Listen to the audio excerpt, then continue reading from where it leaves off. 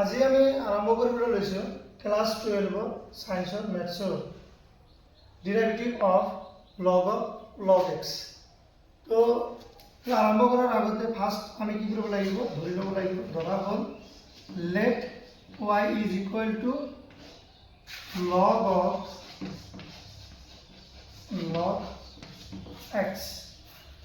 এইটো আমি ফাৰ্ষ্টত y বুলি ধৰি লোৱাৰ পিছত ইয়াক যেতিয়া আমি ডেৰিভেটিভ কৰিম, এতিয়া লিখি ল'ব পাৰা যে ডেৰিভেটিভ derived with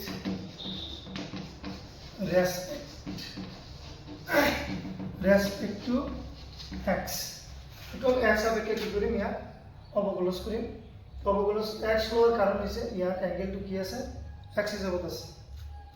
তো ডেৰিভেটিভ কৰিলে হ'ব ইয়াতে dy by dx is equal to derivative of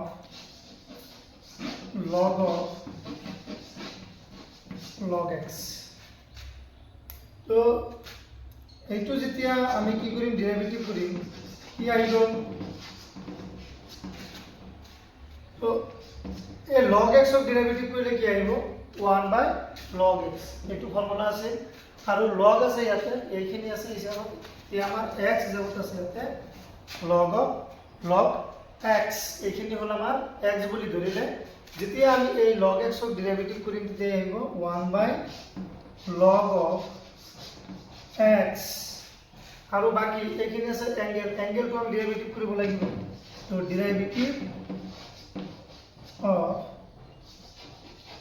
log x, যেহেতু আমার এইখানে জায়গা নহলে আমি এইখানে মুছে দিলো, মুছে দিয়ে উপরে লিখিম ডেরিভেটিভ অফ, একটু বারে বারে লিখিব পারা, নিলিখিব পারা। তো 1 by log x তো আছে অলরেডি আমার, 1 by log x into derivative of log x।